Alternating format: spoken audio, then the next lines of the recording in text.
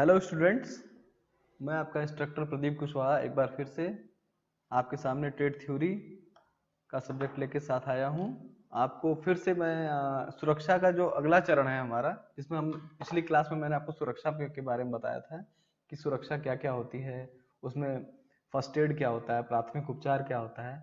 उसी सुरक्षा की अगली कड़ी में हम लोग पढ़ेंगे इलेक्ट्रिकल सेफ्टी, यानी कि विद्युत सुरक्षा। विद्युत से अपनी सुरक्षा कैसे करनी है, इसमें हमें क्या क्या पढ़ना है कि सुरक्षा नियमों को अपनाने के लिए अवश्य उसमें क्या क्या चीजें हमें समझनी पड़ेंगी।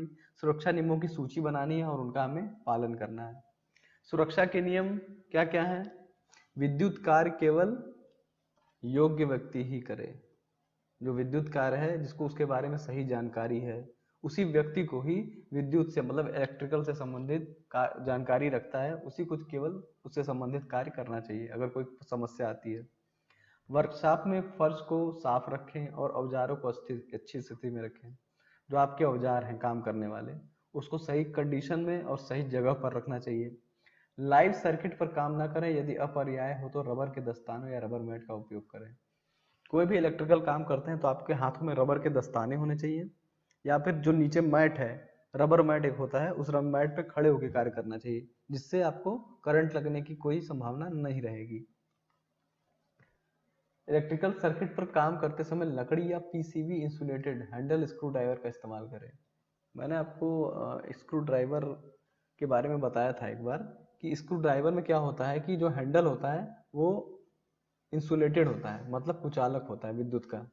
और हमेशा जो भी स्क्रू ड्राइवर आप इस्तेमाल करें, जैसे कि आपने देखा होगा इस टाइप का स्क्रू ड्राइवर होता है, एक कुछ ऐसा बना होता है। तो स्क्रू ड्राइवर में ये जो हिस्सा होता है ये मेटल का होता है। इस पे भी एक लेमिनेशन बना होता है प्लास्टिक या रबर का, इतना ज़्यादा। तो और ये भी आपका जो होता है लेमिनेट इंसुलेटेड मटेरियल बना होता है। तो करंट क्या होता है इसमें और यहाँ पर नहीं आता है। तो हमेशा ऐसे ही स्क्रू ड्राइवर का इस्तेमाल आप कीजिए जो पीवीसी इंसुलेटेड हो और जिसमें करंट आने की संभावना ना हो।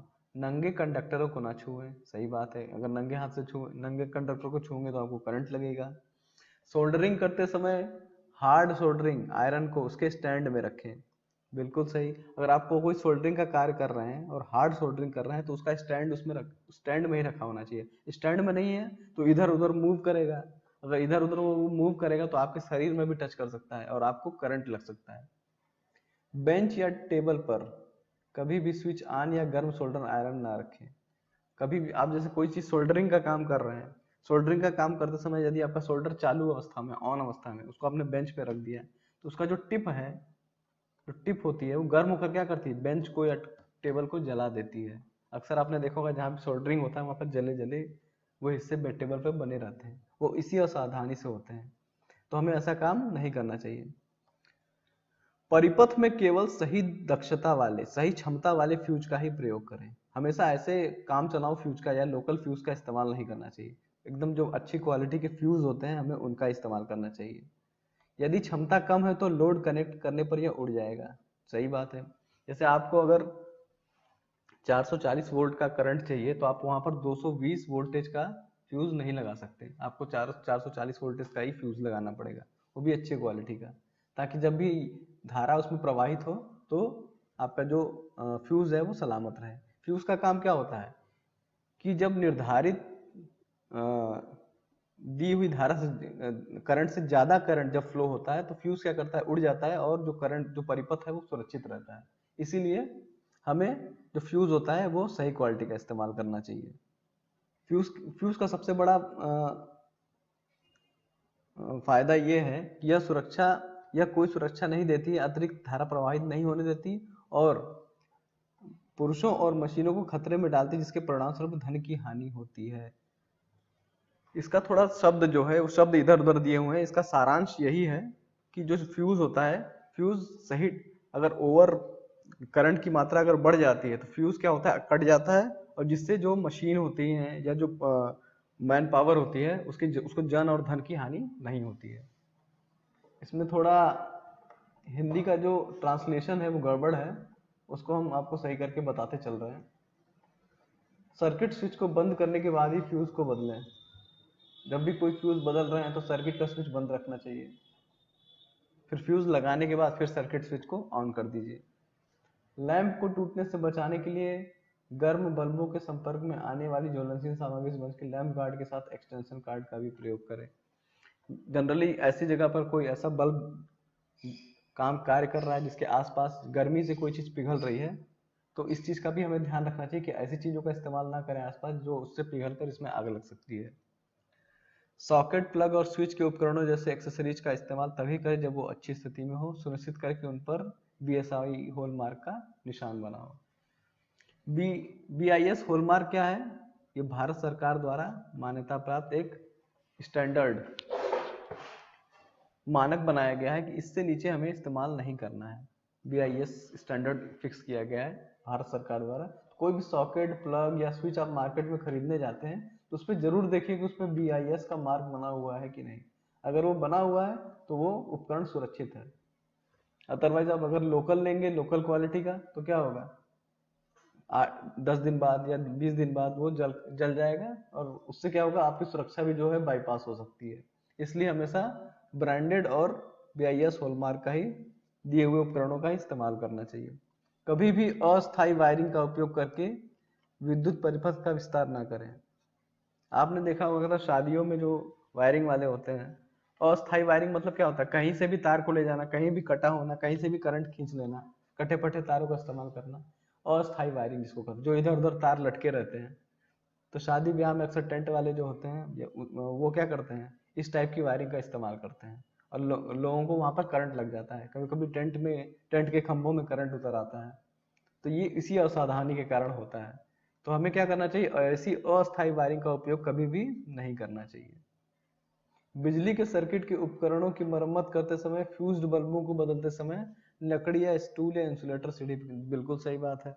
कोई भी ऐसा कार्य कर रहे हो बिजली का, तो आपको हमेशा ऐसे स्थान पर खड़ा होना है जहां पर जो जो मटेरियल इंसुलेटर का काम करे, मतलब वहां से धारा प्रवाहित ना हो सके। तो हमें क्या करना है, अपने आप को जहां से अर्थिंग पास ना हो सके, अगर अर्थिंग पास होगी तो आपको करंट लगने के चांसेस है, इसलिए आपको इंसुलेटेड सीढ़ी या रबड़ इत्यादि पे खड़े रहना चाहिए। स्विच, पैनल, कंट्रोल, गियर आदि काम करते समय ऑपरेटर हमेशा मैट पर खड़े हों। जैसा मैंने इसमें पहले ही बताया कि हमेशा ऐसी जगह पर इंसुलेटेड मटेरियल पे खड़ा होना चाहिए जिससे आपको करंट का खतरा ना हो। सीढ़ी को स्थिर जमीन पर रखें। सीढ़ी को हमेशा ऐसी जगह पर लोकेट करें कि वो सरके ना। जैसे आपने चढ़ना शुरू किया और सीढ़ी सरकते हुए नीचे गिर गई, तो कभी भी जो आपकी सीढ़ी है उसको ऐसी जगह पर रखिए, जो सीढ़ी है उसको नीचे से हमेशा ब्लॉक करके रखिए ताकि वो पीछे की तरफ ना सरके। सीढ़ी का उपयोग करते समय किसी भी संभावित फिसलन के खिलाफ सहायक सीढ़ी को पकड़ने के लिए कहें। जैसे जब भी आप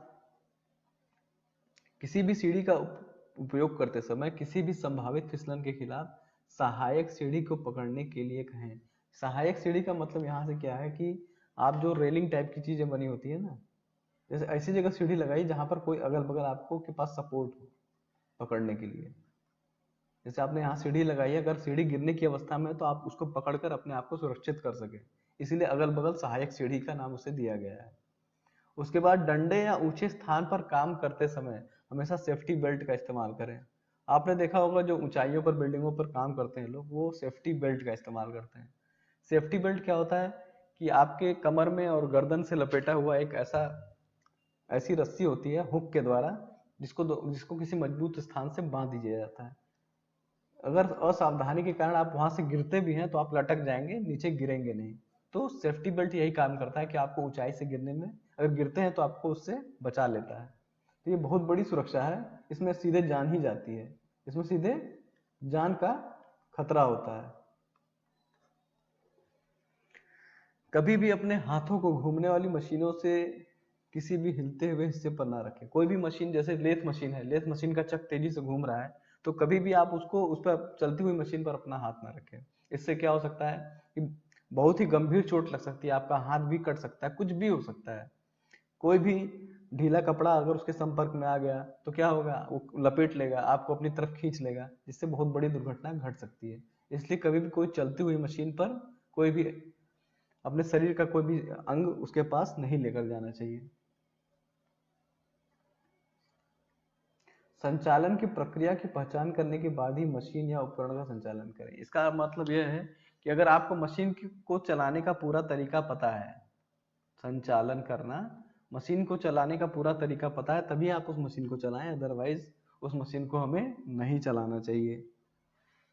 बाकी वही चीजें हैं, इंसुलेटर के बारे में बार बार बात कर रहा है कि बार बार ऐसी चीजों का प्रयोग करें, जब भी बिजली का काम करें तो इंसुलेटर का, इंसुलेटेड मटेरियल पे खड़े होकर कार्य करें। उसके बाद अर्थिंग को पानी की पाइपलाइन से ना जोड़ें, ये तो बिल्कुल ही नहीं करना चाहिए, अदरवाइज आपके पानी के पाइपलाइन में ही करंट आ जाएगा। बिजली के उपकरणों पर पानी का उपयोग ना करें। जानते हैं कि जब भी कोई बिजली उपकरण में अगर आग भी लगती है तो कभी भी हमें पानी फेंक कर आग उस पर नहीं बुझाना चाहिए। बिजली के उपकरणों के लिए एक अलग प्रकार की पाउडर वाली गैसेज आती हैं जिसको हम यूज करके उस आग को बुझा सकते हैं। अगला उसी सीरीज में सुरक्षा का जो अगला चरण है, उसमें हम देखते हैं अपशिष्ट सामग्री का निपटान। ये नया उसकी पूरी विषय है।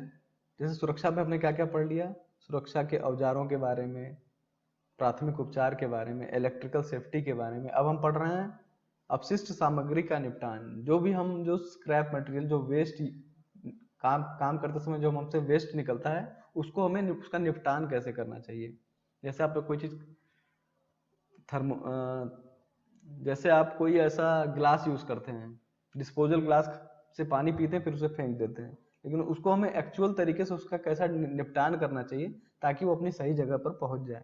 उसी तरह इंडस्ट्री में क्या होता है कि जब कोई भी पार्ट्स बनाया जाता है तो उस पार्ट्स को बनाने में बहुत सारे मेटल के चिप्स निकलते हैं, टुकड़े निकलते हैं जो वेस्ट होते हैं। तो वो चिप्स कहाँ जाते हैं, उनका निपटान कैसे किया जाता है और उसका क्या होता है, वही चीज हम यहाँ पर पढ़ेंगे। तो इसमें आप देखिए,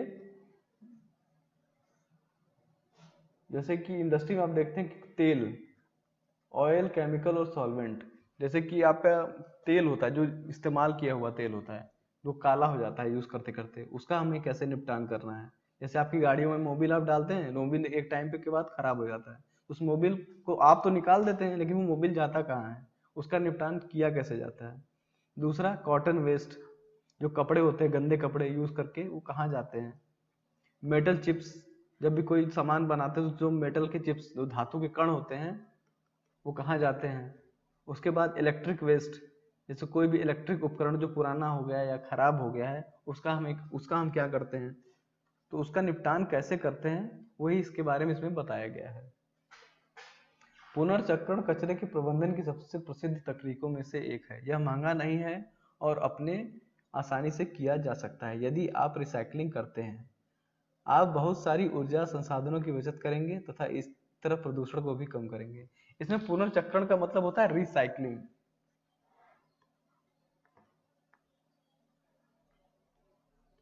रिसाइकल मतलब क्या होता है, किसी चीज को दोबारा इस्तेमाल करना। जैसे आपने देखा होगा जो कबाड़ी वाले होते हैं वो अक्सर प्लास्टिक घूम घूम कर बीनते रहते हैं। वो क्यों बीनते हैं, कि उस प्लास्टिक को दोबारा गलाकर प्लास्टिक के खिलौने, कटोरे, बर्तन इत्यादि ये सब चीजें बनाई जाती हैं। तो वो सब चीजें वेस्ट नहीं होती हैं, उनको दोबारा पिघलाकर सांचे में ढालकर फिर से कोई ना कोई प्रोडक्ट बना दिया जाता है। उसी को हम बोलते हैं रिसाइकल। किसी भी चीज को गलाकर, पिघलाकर हम उससे कुछ नई चीज बना दें, उसे हम बोलते हैं, किसी को दोबारा इस्तेमाल करें, उसी को हम बोलते हैं रिसाइकल। रिसाइकल का देखिए, ये एक पिरामिड के द्वारा इसको बताया गया है। जो पिरामिड आप ऐसा देख रहे हैं ना, इस पिरामिड को देखिए, मेथड ऑफ वेस्ट डिस्पोजल। इसमें क्या होता है कि आपने किसी चीज को डिस्पोज किया, उसकी एनर्जी वहां पर रिकवर हो जाती है, उसके बाद हम क्या करते हैं, उसको रिसाइकल करते हैं, मतलब उसको दोबारा अगले चरण के लिए भेजते हैं। जैसे मैंने आपको बताया प्लास्टिक से हम रिसाइकल करके उससे कटोरे, खिलौने इत्यादि बनाते हैं। तो रिसाइकल करके हम उसको कंपोस्ट मतलब खाद में भी परिवर्तित कर सकते हैं। कोई अगर ऐसी चीज है जो खाद में परिवर्तित होती है, वो खाद में हो जाती है। प्लास्टिक है तो उसको हम रीयूज करते हैं। फिर उसके बाद उससे कोई ना कोई प्रोडक्ट बनाकर हम उससे क्या करते हैं, दोबारा इस्तेमाल में लाते हैं। अब दोबारा इस्तेमाल में लाने से क्या होता है, हमने वेस्ट को कम कर दिया।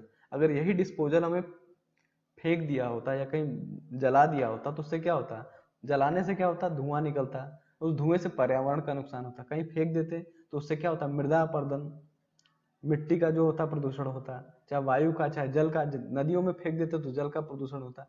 तो इस तरीके से क्या हुआ, उस कचरे से हमने कोई ना कोई चीज बना दी और उस चीज से हमने क्या किया, वेस्ट को, जो कचरा है उसे कम कर दिया। इसी इसी को हम क्या बोलते हैं, वेस्ट मैनेजमेंट। वेस्ट को मैनेजमेंट कर दिया और रिसाइकल कर दिया। खाद बनाना यह एक प्राकृतिक प्रक्रिया है जो भी किसी खतरनाक खाद बनाना, खतरनाक उपोत्पाद की तरह मुक्त है। इस प्रक्रिया में सामग्री को कार्बनिक यौगिकों में तोड़ना शामिल है जिसे खाद के रूप में इस्तेमाल किया जाता है। जैसे कोई भी कचरा होता है जो आप शहरों में देखते हैं, जो खाद्य पदार्थ होते हैं, हरी सब्जियों के बचे हुए टुकड़े, खाने की सब्जी, खाने के जो खाना बच जाता है, रोटी बच जाती है, चावल बच जाता है, दाल बच जाता है, तो ऐसे जो खाद्य पदार्थ होते हैं जिसको हम लोग फेंक देते हैं, उसको एक जगह इकट्ठा कर कर उसको सड़ा कर खाद बनाई जाती है। फिर इस खाद का इस्तेमाल खेतों में किया जाता है रसायन के तौर पे, जिससे आपकी खेत की मिट्टी जो होती है वो उपजाऊ होती है। उसको हम लोग क्या करते हैं, रिसाइकिल करते हैं।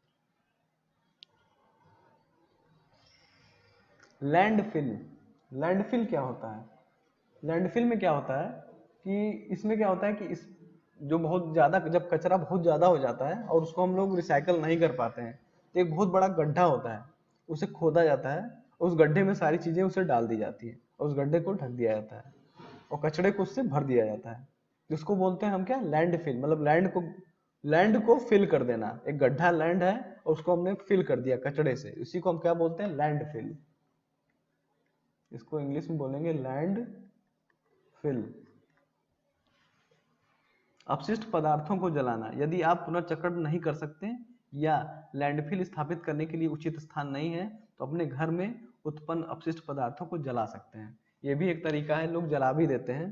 जैसे गांव में अक्सर देखते हैं कि लोग जला ही देते हैं, क्योंकि गांव में कोई कचड़े की गाड़ी तो जाती नहीं है, कचड़ा आपका वहां से उठा लेगी, तो वहां पे अंततः आपको क्या होता है, कूड़े को जलाना ही पड़ता है। तो अगर आप रिसाइकल नहीं कर सकते या फिर आपके पास लैंड नहीं है, जिसमें कोई जमीन नहीं है जहां पर आप कचड़े को गाड़ सके, तो आपके लिए सबसे अच्छा उपाय क्या है, उसको आप जला दें। जो कचड़ा है उसे आप क्या करें, जला दें। उसका निपटान करने का एकमात्र यही तरीका है। अपशिष्ट निपटान का लाभ, कोई भी अपशिष्ट पदार्थ है अगर उसका आप निपटान करते हैं तो उससे क्या होता है, आपकी जो कार्यशाला, जो आपका कार्य क्षेत्र है वो साफ सुथरा रहता है। स्वास्थ्य पर प्रतिकूल प्रभाव को कम करता है, जो हमारा स्वास्थ्य है वो सही रहता है। ये क्यों सही रहता है, जैसे आपने उसका सही तरीके से निपटान कर दिया। जैसे कचड़ा है तो उसको आपने लैंडफिल कर दिया, तो जमीन के नीचे चला गया, ना उससे बदबू आ रही है, ना किसी को उससे संक्रमण हो रहा है, तो उससे क्या होगा, आप सुरक्षित रहेंगे।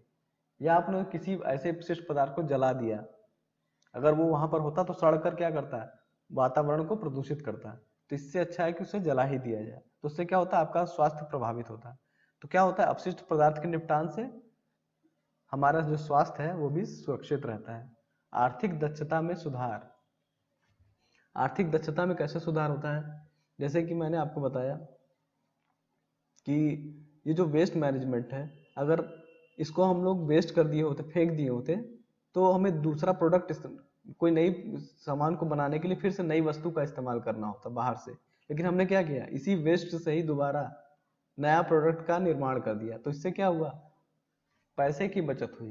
पैसे की बचत मतलब आर्थिक दक्षता, हमारी आर्थिक दक्षता में सुधार हुआ। अगर हम कोई चीज कचड़े से ही कोई नई चीज बना ले रहे हैं, जिसके बदले हमें कोई रॉ मटेरियल, कोई भी कच्चा सामान हमें नहीं खरीदना पड़ रहा है, तो कच्चे सामान का माल, पैसा रुपया तो बच गया ना। जो जो पैसा हम कच्चे माल को खरीदने में खर्च करते हैं, ये हमें एकदम नहीं देना पड़ेगा। तो क्या होगा, पूरा पैसा हमारा बच जाएगा, केवल हमें ऑपरेशन में जो खर्चा आएगा वही देना पड़ेगा।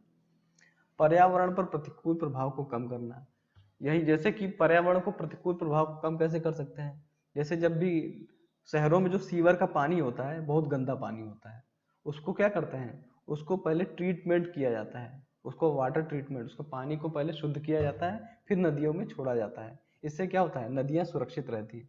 उस नदी से क्या क्या होता है, उस नदियों में जलीय जीव रहते हैं, उस नदियों में हम नहाते हैं, उस नदियों के पानी को लोग पीते हैं, तो उससे क्या रहता है, पर्यावरण भी सुरक्षित रहता है। भस्मीकरण, भस्मीकरण फिगर 3 में देखिए, यहाँ पर ये फिगर 3 है, यहाँ पर देखिए भस्मीकरण। यह कचरे को नियंत्रित दहन की प्रक्रिया है जिससे इसमें अतुलनीय पदार्थ, राख, अपशिष्ट गैस और गर्मी से कम किया जा सके। इसका इलाज किया जाता है और पर्यावरण में छोड़ दिया जाता है। बहुत सारे ऐसे कचरे होते हैं, जैसे मैंने आपको बताया, जिसको आप लोग लैंडफिल नहीं कर सकते, तो उसको क्या किया जाता है, उसको एक ऐसी भट्ठी होती है जिसके अंदर उसे जलाया जाता है, क्योंकि उसकी जो गैसें होती हैं बहुत हानिकारक होती हैं, तो उसको हमें कंट्रोल करके ही छोड़ना पड़ेगा। अगर आपको उसको बड़ी मात्रा में छोड़ेंगे तो वो नुकसान पहुंचा सकती है बाहरी पर्यावरण को। तो कचरे को नियंत्रित दहन मतलब नियंत्रित किया गया है। ये देखिए, जैसे ईंट की दीवारें बनाई गई है, एक भट्ठी है, उस भट्टी में उस कचरे को झोंक दिया जाता है और उसे नियंत्रित तरीके से जलाया जाता है, ताकि जो भी उससे कार्बन निकले, जो भी उससे राख निकले, वो पर्यावरण को प्रदूषित ना करे। तो नियंत्रित तरीके से उसे धीरे धीरे पर्यावरण में छोड़ा जाता है। इसके लिए हम भट्ठी का इस्तेमाल करते हैं। इसमें क्या होता है कि जो कचरा होता है, अगर 100% है तो जल कर लगभग 90% जल जाता है, केवल मात्र 10% ही बचता है। इसमें केवल जो आपका कचरा है 10% तक ही बच जाता है। इसके बाद अपशिष्ट पदार्थ जैसे डिब्बे, प्लास्टिक बोतलें ब्लॉक में जमा हो जाती है और पुनर्चक्रण के लिए भेजी जाती हैं। जैसे इसमें क्या होता है कि बहुत सारी ऐसी चीजें होती हैं, जैसे आपके प्लास्टिक के डिब्बे हैं, प्लास्टिक की बोतलें हैं, मैंने आपको बताया ना, जो कचड़े बीनने वाले होते हैं, वो प्लास्टिक क्यों बीनते हैं? उनका रिसाइकल करने के लिए। रिसाइकल से क्या होता है, फिर से हम प्लास्टिक के नए प्रोडक्ट उनसे हम बना सकते हैं।